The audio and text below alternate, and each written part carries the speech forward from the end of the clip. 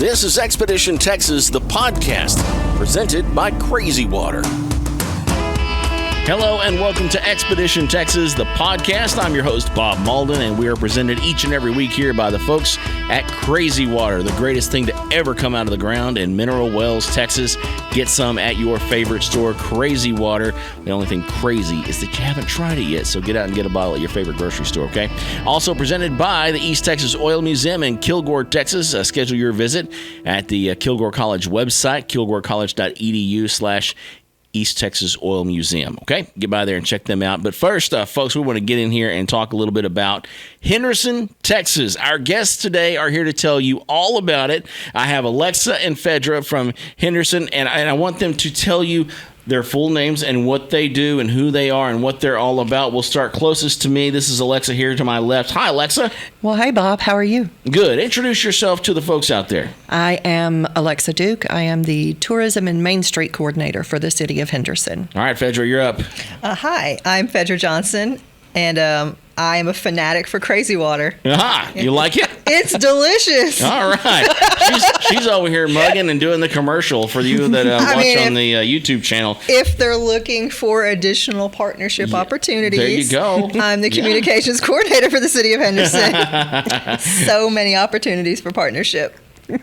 Well, I met the both of you when we featured Henderson, Texas as a spotlight city for Expedition Texas.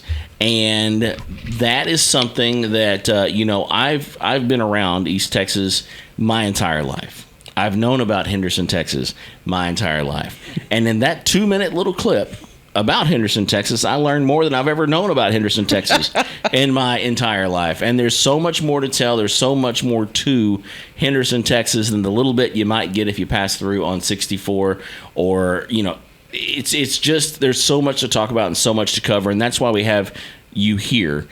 We did feature Henderson, Texas as a spotlight city on Expedition Texas, which was cool. We have an announcement about Henderson pertaining to the TV show Expedition Texas, but we're going to save that Is this a for surprise? later on. It's a surprise for them. I think you know about it already, but we're going about it. show. Alexa definitely knows about it. Okay. Because we just talked about it today. But we are going to hold that bit of information for you until later in the program and reveal it at just the right moment. Oh, goodness. All right. Maximum impact. She's settling in over there now. She's like, okay, this is going to be good. We're going to do this. All right. So let's start again here with Alexa. Alexa, tell us how you came to be with the city of Henderson, Texas. Oh, goodness. Yeah. Is this an epic story? You kind of look like you had to think about that. Well, no, it's just not a very interesting story. That's a lie. That to you, it's your story, but it might be interesting to someone else. Okay, so I moved to Henderson in 1991. Okay. And lived there for a long time. Met my husband, got married. A couple of years after he passed away, I decided I've had enough of East Texas, and I moved to Arizona. You did? I did. And even more arid. Yeah. Yes, and I discovered that I am not fond of 115-degree days. And it's a dry heat there, folks. It's not this. It is a dry heat, which means, when I first moved there, I looked at my friends and I was like, wow, this is great. When you sweat, it does what it's supposed to do. It evaporates and cools you off. All right. Unless it's 115, and then it evaporates too fast to cool you off. Oh, no. So then you have problems. Yeah. So started looking for a way to come back. My dad got sick. Yeah. Started looking for a way to come back to Texas. Got a job with the Texas Historical Commission. Okay. And wound up down on the coast where I love it. But then this job came open, and all those years that I lived in Henderson, and everybody said, you really need your own ad agency. And this job opened up, and I was like, it's not an ad agency, but it's kind of perfect for me. Yeah. Yeah. So, yeah. It kind of brings in some of the nuances are there for sure. Well, 27 years. How long did I live there for? 26 years. Mm-hmm. And I remember going to visit my sister, who moved there 10 years before I did. Yeah. And went to visit her one time, and we had gone to eat at the local Chinese restaurant. And every person that came through the door seemed like she knew Right. And I teased her about it. And she was like, oh, I don't know everybody. Well, then after I'd been there about 5 or 6 years, we went out to dinner at the Chinese restaurant. And literally every single person who came in the door, one of us knew.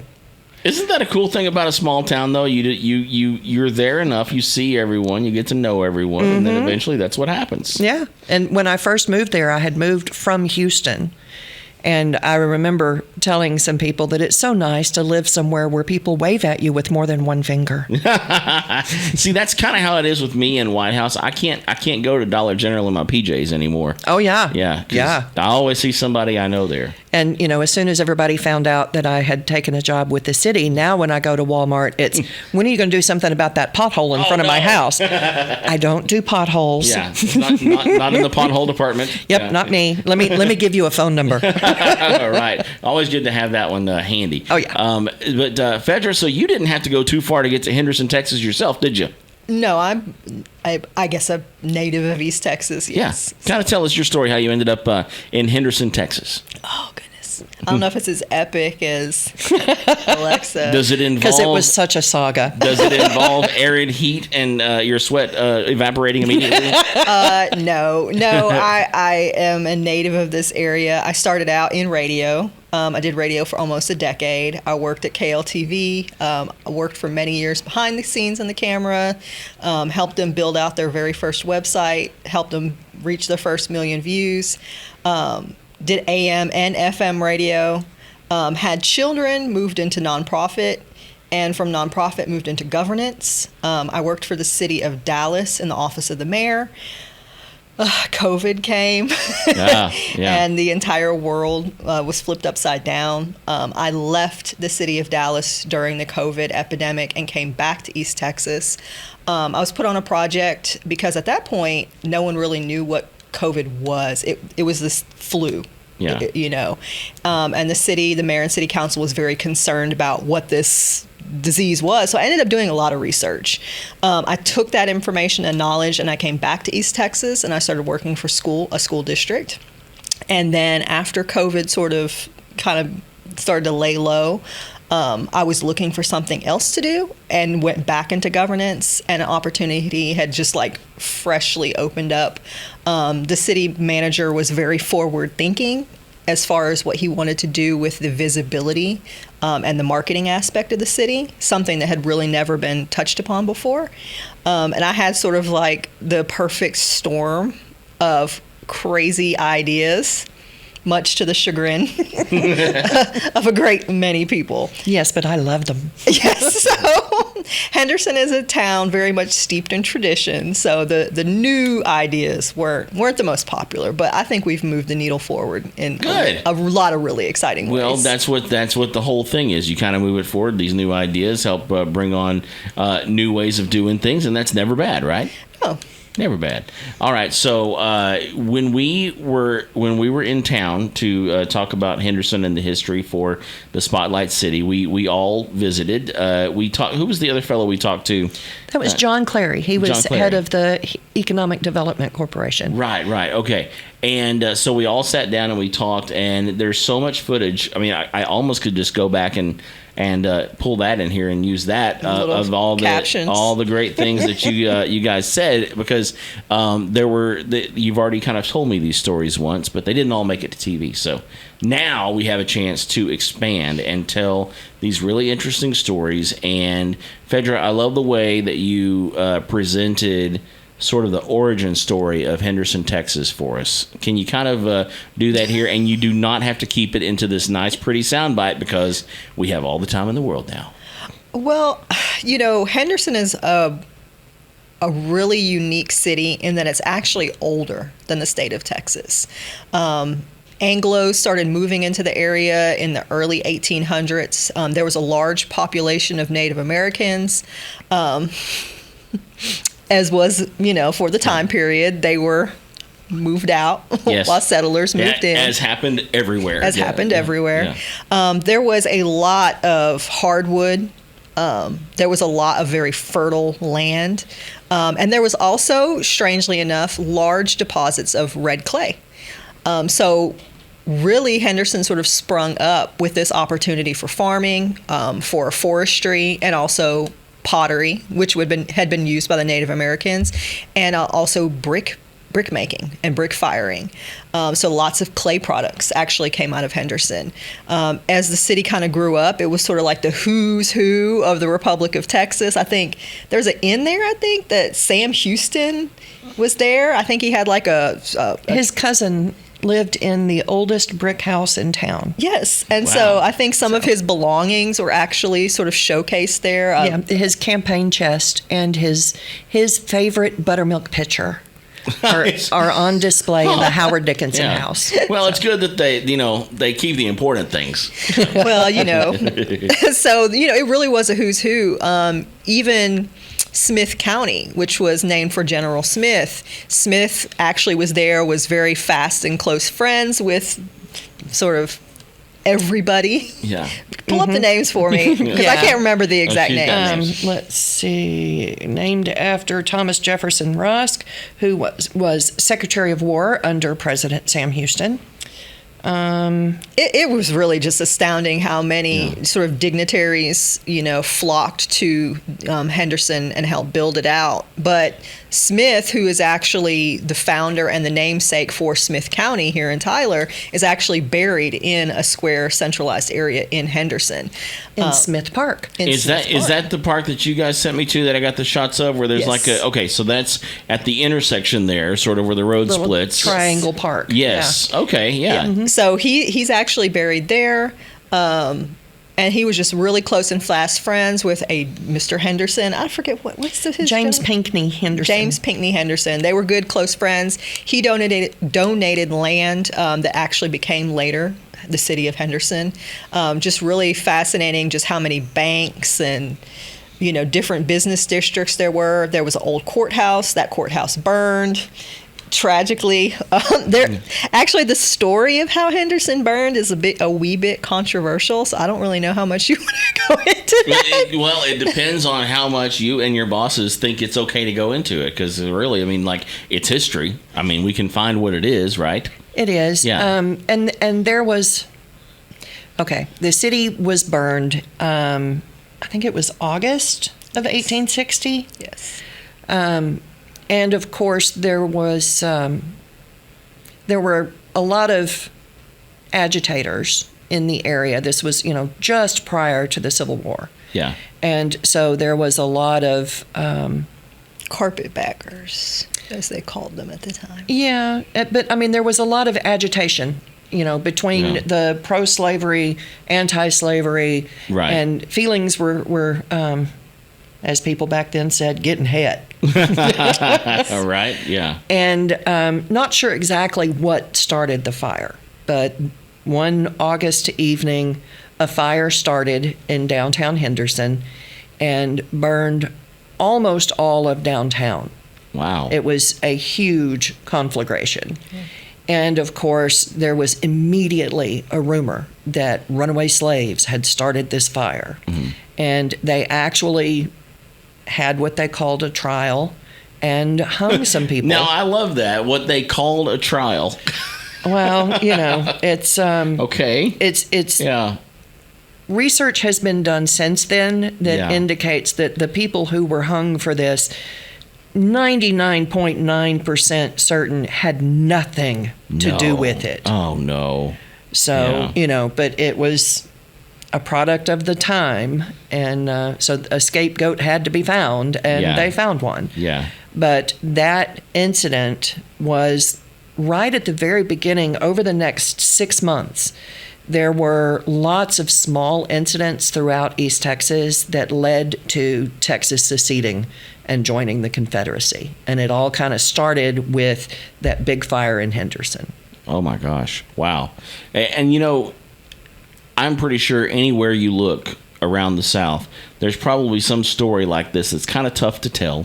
Mm-hmm. In towns all over Texas and of course all of our neighboring states in the South, these kind of stories that are kind of tough to tell, that it's history and it's part of it.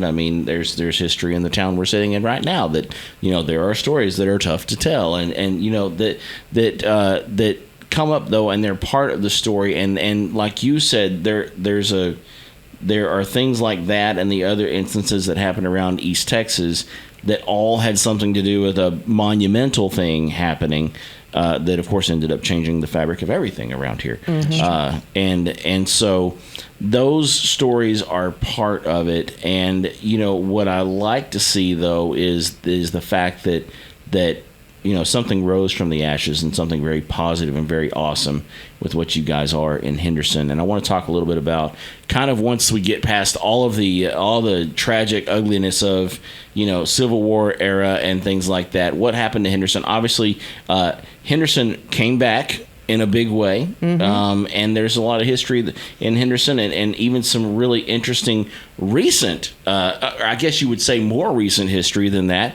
When I was down there shooting B-roll, I was walking along in front of one of the old buildings that's down there. I think now it's probably a boutique or something to that effect, and I'm looking down in the tile where everyone's, in the old days they would build the building and a name or whatever the store name would be there. And I noticed bells, and I'm thinking, maybe there was another one. Very first Bales store. Really? In Henderson. That was it. The home of those two gentlemen is actually at the Depot Museum. So it's that wooden with the dog trot that goes through. That was wooden actually cabin their, out front. That was the Bales brothers. The Bales Really? brothers home. Bale Okay. brothers. They didn't have an S. Yeah, Bale. Oh, Yeah. okay. So and you talk about the Depot Museum, because then there's also this thing that happens, and I guess pretty early on. And Fedra, you talked about this in the interview about how sugarcane came to be a prominent crop in Henderson, and how it's still celebrated today, which we're going to get into that, because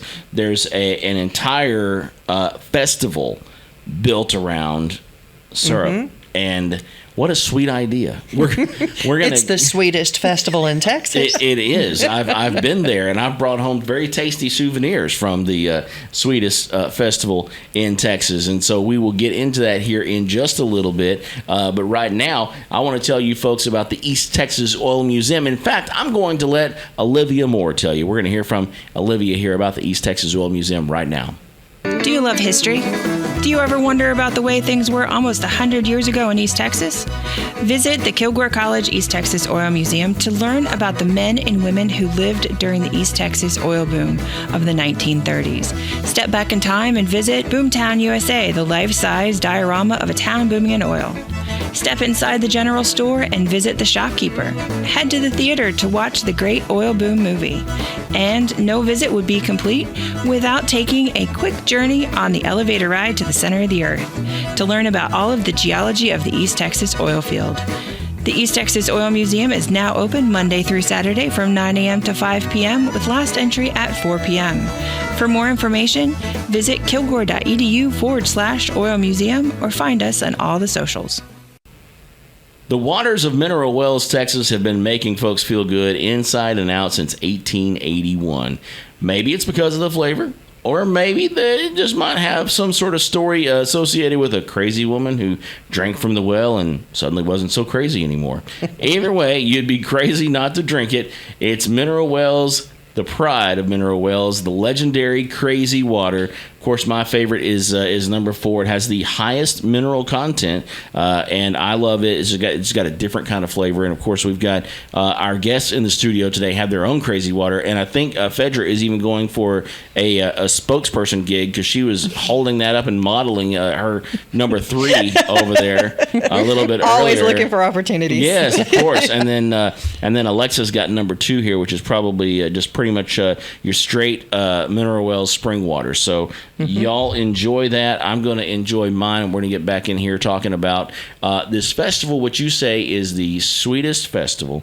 And I have to agree. As I said before, I've been to the Henderson Heritage Syrup Festival and can attest that it's just a massively amazing event.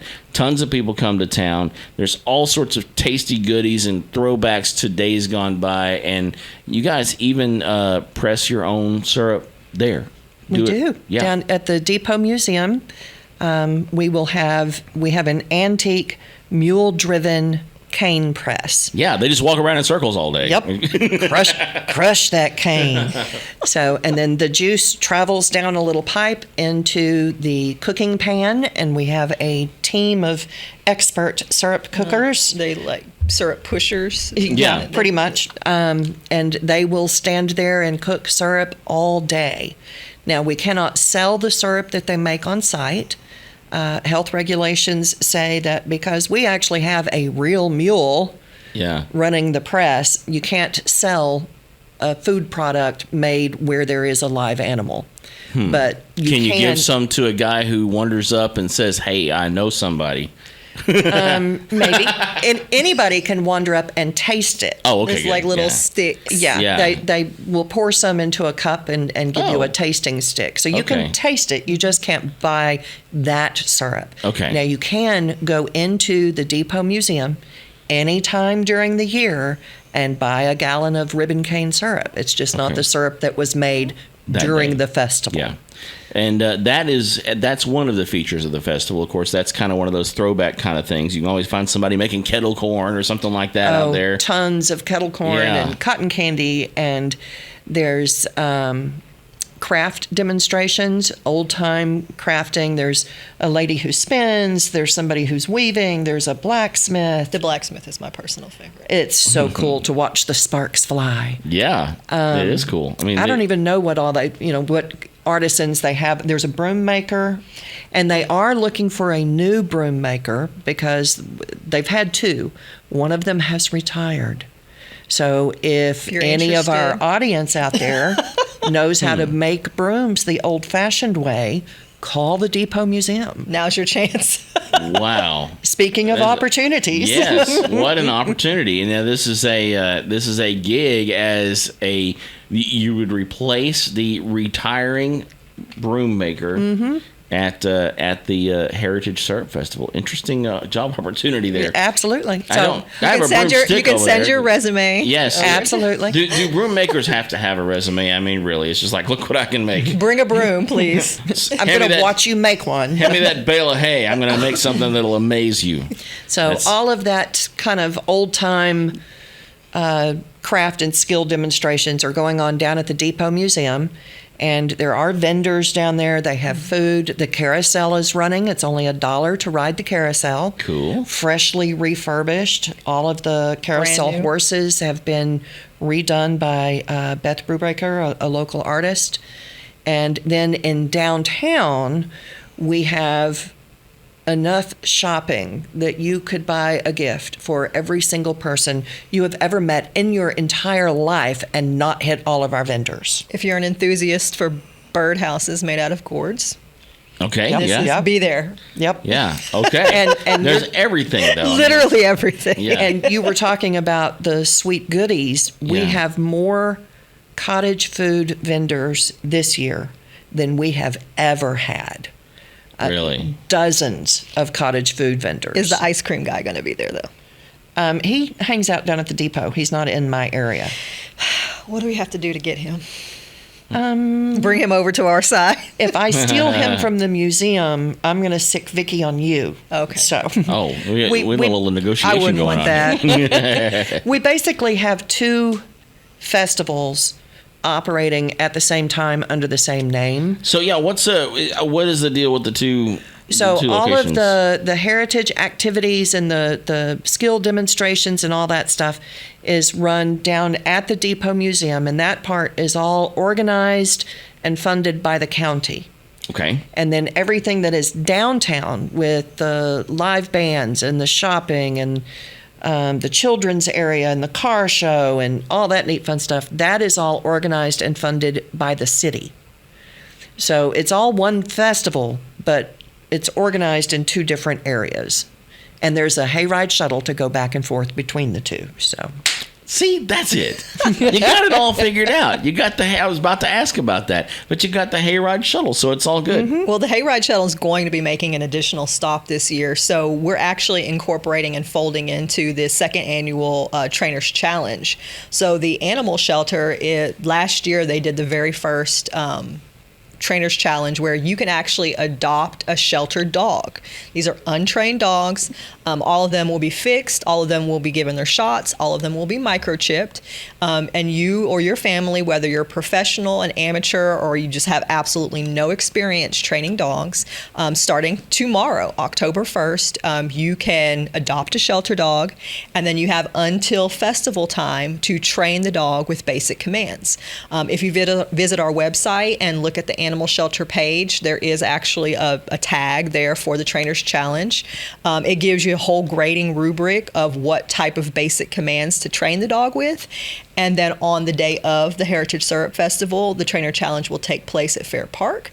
And you can come out and you can see how well these professional and amateur trainers have been able to rehabilitate their shelter dog. And it starts with fun. a pet parade. They have a pet parade. That's at 9, right? Pet parade, which basically is just an opportunity if you bring out your pet with you, and many people like to do that at the festival. Parade with your pet if you have them in a cute little costume or anything like that. They go around Fair Park, which is the Fair Paws Dog Park. And then, of course, after the conclusion of the pet parade, they have vendors, they have microchipping, they have anything you can think of that a dog could possibly want. And then the Trainers Challenge. We really encourage people to come out. It's a lot of fun. There's always a dog who is super motivated. He's locked in. He's ready to go. And then there's always those dogs that, like mine, despite the best efforts of the trainers, they're pretty much just kind of like having to hoist them through the challenges. But the people who actually train the dogs have first opportunity if they'd like to adopt the dog and make it part of the forever family. However, if the trainer is more interested in seeing the dog go to another family, there's an opportunity to adopt on site, but the shelter will make sure that all of our doggy participants do find a forever home. So it really is just making sure that these dogs have an opportunity to stay placed in homes. One of the biggest things the shelter actually sees is the number one reason dogs are brought back is because of lack of training with basic commands. So this is trying to help eliminate that challenge for people bringing pets into their homes and bring more awareness into the need for it. That's very cool. So. I would enter a dog, but my dog, I went through 2 or 3 full courses, like the whole course, and she did great at class. But when it was time to show other people, it's showtime is where. But the thing is, in your home, and that when they get started training them, I can see that the opportunity to bond is probably definitely there. And a lot of the trainers do end up ultimately adopting the pet that they've selected. But there's always those that already, especially if they're professional trainers, they already have a number of pets. They're really doing this out of the kindness of their heart to give somebody an opportunity to have a really select, trained dog. Absolutely. So. Well, the Syrup Festival happens. Tell us when and how they can participate. And let all the goodies that they need to know to be able to be a part of the Heritage Syrup Festival. It is always second Saturday in November. So this year, November 9th, the festival is officially from 9 a.m. to 5 p.m. Downtown Henderson and at the Depot Museum. If you go to the city's website, excuse me, Fedra has added the GPS coordinates so you can find us. Yes. And that's, a lot of times is, one of the blind spots often is we're very familiar with our town. We know where everything's located. But the Syrup Festival is something that truly draws people from all over the country. Yeah. So we've just tried to think through those opportunities for making sure people can. It's one of those forward-thinking things, putting the GPS coordinates on there. So people can find where, because, we just know the Depot Museum, but that's not so readily apparent. Well, and our historic downtown, as gorgeous as it is not located on a major highway. So we have 5 I've noticed that. Yeah, we have 5 highways that come together at the traffic star in town. Yes. But you can travel down every one of those highways and not see downtown. Really? So you need that extra help. Not even over a hill or anything? Yeah, no. Yeah, as gorgeous as it is, you have to look downtown. for it. You do have to go downtown, though, and see it. So you touched on a little bit there that I want to go back a little bit to some history that we didn't get a chance to mention. And when you talk about the traffic star, didn't there used to be like a kind of almost a roundabout It was. a long time Yes, ago, and you it can was- almost tell if you look at it now. It's the intersection of all those highways you mentioned. 259, 79, 43, and 64 all come together. And there was a star there from, It was the least favorite thing in the fire department. oh, yes, and many, many, many car wrecks and accidents on the circle because Really? the big 18-wheelers, we're on 259 and 79, major trade Major, routes yeah. for 18-wheelers. And they would hit that circle and be going a little too fast. Oh no, yeah, I guess that could be a problem. Yeah. Yes. So, and it's we call it a prayer light now because you definitely have time to sit there and say your prayers while you Yeah. wait for your light to change. But it's so much safer than Well, the good. circle. So an improvement then, okay. But yeah, so there was a circle there, and you can kind of see remnants of it when you go by there. Something I was looking for, even a hint of, but it isn't there at all anymore, was the little red building on the hill where the old radio station used to be. And a little connection to that for me was that for about 6 or 8 years, I worked with Tom Perryman, who actually owned the radio station that was there in Henderson with Jim Reeves. Yes. Yeah. Yep. I And- worked at that radio station long after the little red building was gone. Okay. But the original studios that I worked in were, greatly updated. And then when the family that had owned the station, they had bought it from Mr. Perriman and Mr. Reeves, and so they had run it for years. Yeah. And they decided to retire, and they sold off KGRI, the FM station, and kept KWRD and moved it back to its even older studios Really? out on Kilgore Highway. And Okay. Alexa, you're a wealth of Henderson history. I'm old. When we went through those resumes, we pulled the right one. There you go. Yeah. So I have you to thank for this job. November 10th, I'll come visit you. Must be the anniversary date. That's the day after syrup We can festival. celebrate with Yeah. a cool, delicious, refreshing, crazy water. here she goes Crazy with the, water. with the brought audition. to you by. No, I like their little blurb on the back of this. Water as nature intended, with minerals and electrolytes infused by Mother Nature, not some factory. Yes, I love it. I don't think that's on mine. Is that on mine? It's not on yours? Does everyone No. get a Look different- above, look right oh, above. no, there your- it is. Yes, yeah. I see it. It's right under the, where it tells Oh, you yeah, which number actually. you have there, right above Yeah, the mineral see, content. Now you have a new blurb you can use. Yeah, not some factory. I like it because, you can go there straight to the wells at the famous water company, and you can fill your own water bottle. You can get a case of this stuff. Really? Yeah. Oh, yeah. It's cool. It's might really have cool. to go do that. I mean, Mineral Wells is a really cool place. So, I mean, just telling Henderson about Mineral Wells, you guys, y'all should talk. A collaboration. Yes, I'm There we telling you. go. I need them to join our tourism council. Y'all We need can a do cases of water Take to 'em give some- out for Freedom Festival. take 'em some a syrup. cooling station. take There them we some go. syrup, bring back some water, make a Yeah. trade. And then we'll Man. go to Grand Saline and get some salt and trade So- them. And And then the kids There you can go. pay $1 to lick the salt block at the Surf Festival. and it's amazing to me that people would actually do that. Oh yeah, I know my kids would be on board for that. They'd Oh, yeah. Sure, let's try that. Anyway. So those are the two little nuggets of Henderson history that I always found, just as a passerby, interesting. The traffic star and the radio station. And you know what you can see at that traffic star now? What? The oldest Dairy Queen in Texas. Tell me about that. It's the The oldest Dairy Queen in Texas. She told me Come about on it. down, folks.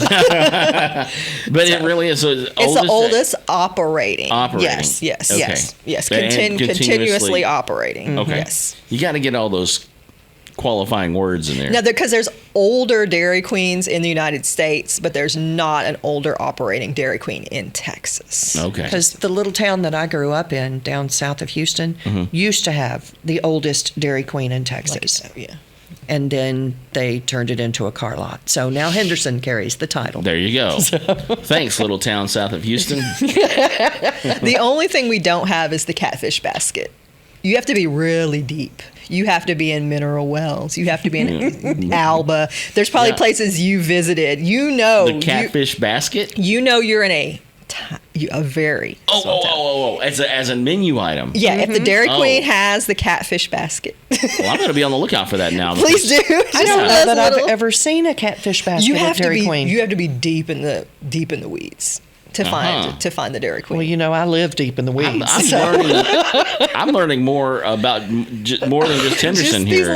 Just these little nuggets. I have to Yeah. take this earring off. I feel like Okay. it's hitting the. Yeah, I travel all over the state of Texas, and I need these little bits of information. So this is good stuff. Good stuff to know. So on your next program, you can invite us out. We can do just a whole tour of Texas. You, me, Alexa in a van looking for the catfish. Yeah, we'll just go look for the catfish I'll basket. have to sit down and make you a list of all the interesting places I found along I-20 and I-40 and I-10 when I was driving back and forth from Arizona several times a year. Yeah. We Did you found ever some interesting places. venture off and check out like the, for example, if you're going I-20, like venture off and go through like the old route of Highway 80, or even further back, the Bankhead Highway? I have not. And the Bankhead Highway is actually a Texas Historical Commission Yeah.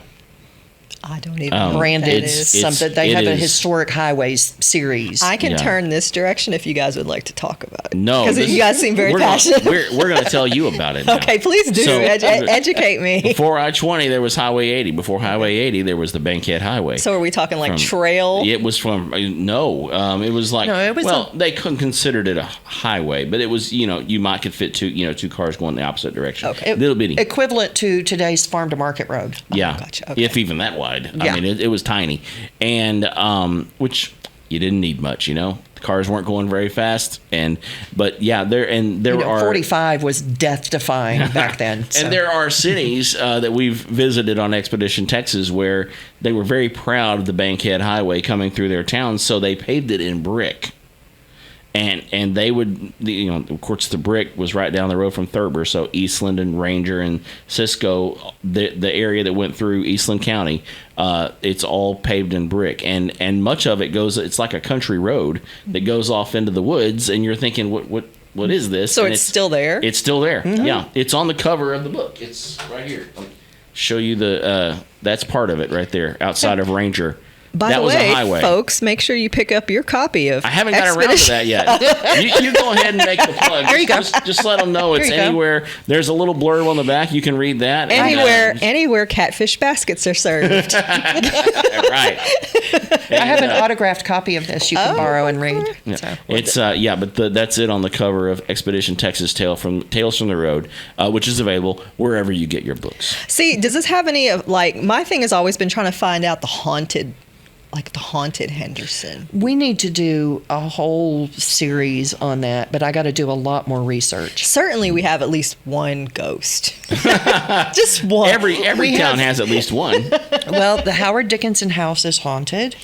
Yes, I've heard that. Yes. And actually, there's a couple of ghosts in the Howard Dickinson house. Oh yeah, it's the floor.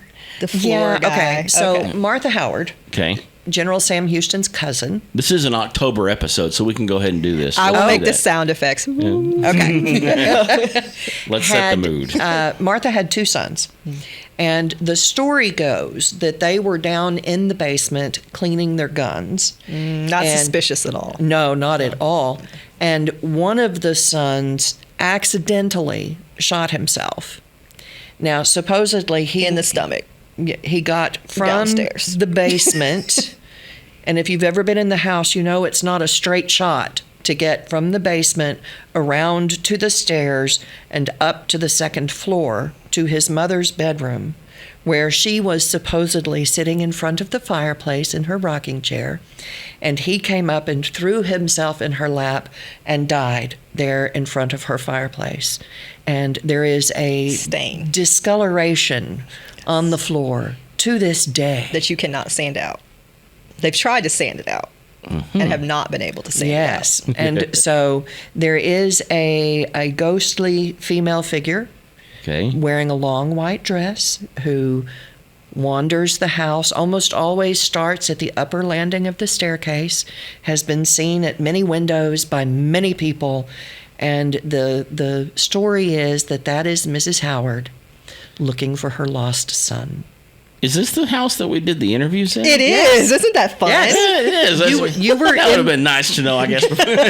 You were in the room directly over where young Mr. Howard shot himself. See, I didn't know there was a basement. I would have been asking to see that. No, Yeah. you wouldn't have. Oh, I wouldn't have? No, it's super Yeah. creepy. Okay. I don't. We go to a lot of creepy places on the show. Back when I worked at the radio station in town and had left the newspaper, but a friend of mine still worked at the local paper, and we decided we were going to have a publicity stunt, and so we spent the night Are in the you the Howard ghost Dickinson in the house. white dress? No, I am not. So Now, but that would have been a stunt. the fun thing Yeah. is that I don't particularly believe in ghosts the way that other people do. Right. My friend from the newspaper who went and spent the night there with me believes everything is a ghost. Everything. Yeah. And so it didn't matter what happened in the house that night. She was like, Did you Mrs. stay the Howard. whole time? Oh, we stayed all night. Yes, Really? ma'am. You didn't see anything then? No. That's a letdown. So, yeah. But if don't you ask edit, Sherry. edit that out. It is extremely haunted, and by all means, please visit Howard Dickinson House. If you ask Sherry, there were plenty of episodes. Right. Oh, okay. You know, we had gone upstairs and set up a camera, and then we went downstairs to go eat. And when we came back up, the wardrobe door was open. Okay. And Sherry's like, Ghost. Miss Howard opened her closet. And it's like, okay. You know, I go over there and I'm stepping around on the floor all in front of it. And sure enough, you step on one board and the closet door opens. Why are you such a Debbie Downer? I heard that all night long. Can't is you the- just let us have this one haunting? There are a couple of times that you've done this, Phaedra, that I'm like, this reminds me of something, and I just figured out what it is. It's the Saturday Night Live sketch where they're doing the radio show, and the ladies will lean into the microphone and say something like what you just did. That was awesome. That's giving me like the throwback to that. That's It's like butter. So we do need to talk though before we get too carried away here, because we are running out of time. We need What? to reveal Really? what our big story is that we need to tell everybody. no. Okay. And it's exciting because Spotlight City is not the last time Henderson is being featured on Expedition Texas. In fact, you go check out the Syrup Festival, but make sure you make plans to attend even more in Henderson, and you might end up on TV because we are celebrating Christmas with Henderson, Texas this year. Absolutely. Bob is going to join us not only for the Syrup Festival, Okay. but for the Christmas parade Really? and for any Christmas events that are going on the day of the parade. Yeah. The Grinch. We're going to be talking And we're going to about- have an Grinch shows entire episode all Yeah. to ourselves. So every year we have these 2 or 3 episodes that Why do happen you love every us year. so much? Because you're Because great. we're a great place. Yes. I just want to know. And there are 2 or 3 each year. And last year, for some reason, we were in Central Texas most of the time, and didn't. And we haven't. I don't think we've featured any except Athens a few years back. But this will be the first time that we've really concentrated on East Texas. And so I'm very excited that Christmas with Expedition Texas will feature all of the activities for the holidays in Henderson, Texas. There will be some shots of the Syrup Festival included in that. And it will air. What date do we decide on? I think the 21st. The 21st. Okay, so I knew we had so somebody else is doing the 14th then, I guess, and you guys will be on the 21st. So right there, right before Christmas, you can watch and celebrate Christmas with Expedition Texas and the folks in Henderson. I think it's going to be a lot of fun. Kind of tell us about the days and the activities, so if folks want to come out and be a part of the activities themselves and maybe end up on the show. Absolutely. I should have brought my list of downtown events going on, and I didn't grab Well, a I'm card. just wondering if there's going to be an Expedition Texas float. A float. I don't have time to parade float. entry. We're going to be shooting a show. But I think you should have a wagon at least. That we A can- wagon. Yeah. Get Sally to pull the wagon. And Anyway, Well, before yeah, we we'll get there, discuss.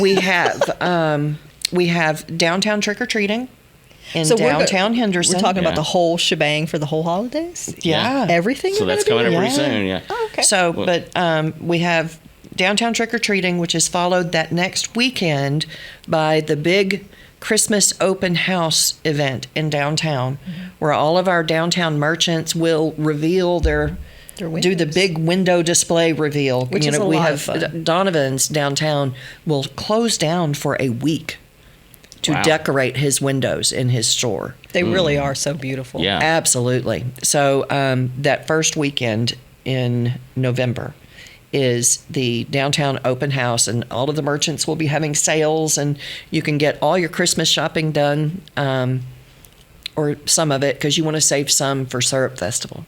Yeah. And Pace then yourself. Yeah, you had mentioned that you could do it all at Syrup Festival. So let's don't. Let's do it. Let's spread it out a little bit. Pace yourself. do half your shopping at Yeah. the downtown open house and the other half at the Syrup Festival. And then another half on Pink Friday, which is the Friday before Thanksgiving. It is a kind of a new initiative that boutiques do. Okay. So it's the boutique version of Black Friday. Black Friday, you go and buy all of your big electronics and everything. Yeah, right. Your little specialized boutiques all have big sales on Pink Friday. Well, we don't want to forget Paint the Town Pink as well. Our fire department actually has a cancer fund. So the cancer fund actually raises funds through the sale of shirts, and all of those donated funds are actually parceled out throughout the year to go in monetary donations to cancer survivors in the city of Henderson specifically. So they receive a check. It can go towards anything they need, whether it be treatment, whether it be gas to treatment, whether it be overnight hotel stays or bills. So that is an absolutely fabulous cause. I know last year we raised over $10,000. The shirts go up for sale. They're available right now at the Central Fire Station in Henderson. Claudette is right there at the front. She's such a sweet person. She can help you pick out your shirt. There's shirts, there's hoodies, there's hats, and of course all those proceeds for Paint the Town Pink all October long. There also are restaurant partners, so if you eat at those local restaurants in October, part of the proceeds goes towards the cancer fund, and the firefighters really just have big hearts, and it's such a wonderful program. It really does change lives. Awesome. It sounds like it. Yeah. Very cool. So So Let's see. continue on here. We've got all right, so Pink Friday, yeah. and then Black Friday, of course, we'll have big sales going on. Okay. And then December 5th, 1 week after Thanksgiving, traditionally, is our downtown Christmas parade, which will kick off at about 6 p.m. as soon as it gets dark. Yeah. We usually light the big Christmas tree at 6, and then we have to give our city dignitaries time to run from lighting the Christmas tree to the Over beginning of the parade. Yes. And then the parade starts with lighted floats and high school bands and junior high bands and every Shriners. club. Oh, the Oh, yeah. Shriners And their tiny are cars. insane in those little cars. And it's a great time. And we always need some out-of-town judges to help judge the parade. So I need 3 judges for that. So if somebody wants to Celebrity volunteer, I don't know any celebrities. And I'm going to be hosting, so I'll be busy. But I might could break away because that would be kind of fun. And it's judging like the parade floats. Yes, and they get Oh, very elaborate. They're I'm very supposed neat. to be an impartial observer. well, okay, Right? but you're Yeah. bring you a cameraman to be the impartial observer, and you could be a judge. Oh, okay, all right, that'll work. I will definitely have someone else there with me. So, So, we'll, but we'll, if there's somebody else out there who is not from Yes. Henderson, that would Yes. like to who be wants impartial. to volunteer it to be can a judge. Okay, yeah. You can call me. Okay, cool. And even better if they know how to make a broom.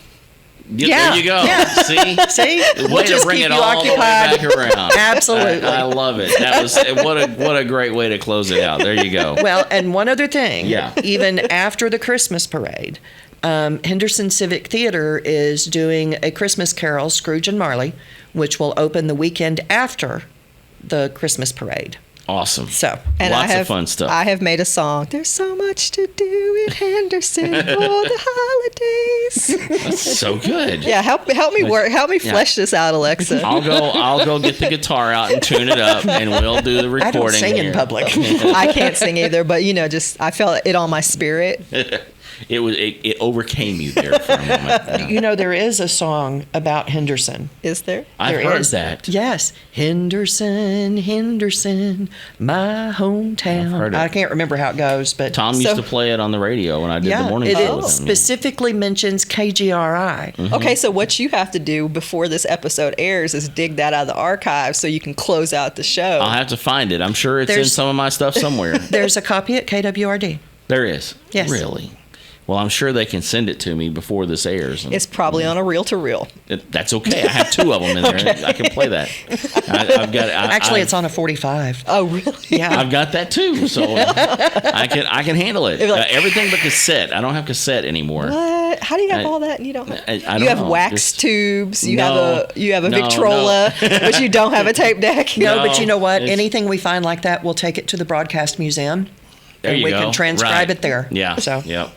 All my best stuff when I was starting out in radio was on a cassette that I can't listen to anymore. Do you So- need a tape deck? I had to go find an actual VCR Yeah. because all of my show recordings from the Civic Theater, they're all on VHS. Yeah. So, if you have a VHS tape you need to watch, let me know. I do not. No, I don't. Sorry. All right. Well, how do folks just go find the schedule of everything going on in Henderson? What's the best place online to do that? HendersonTX.us. Visit the website.